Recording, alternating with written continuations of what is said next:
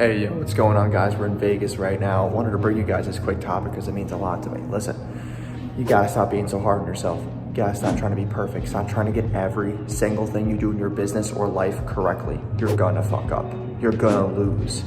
I think a lot of people need to hear this right now. Everybody's trying to perfect the fuck out of 2021. You cannot be perfect, right? I fail on a daily basis. Some things just don't work out. Right? We're all human. We all deserve some humility. We all deserve to lose. It's the biggest failures that give us the biggest lessons.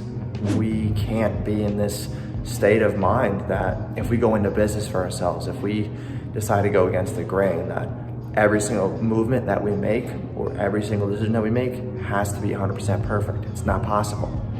So stop being so hard on yourself when you fail. Like, the shit sucks. Move the fuck on. Like, yeah, it might be your fault and you might feel like shit for a couple days, but stop overthinking your failures.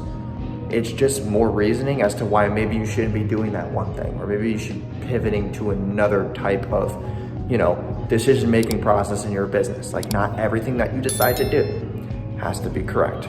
All right, guys, peace.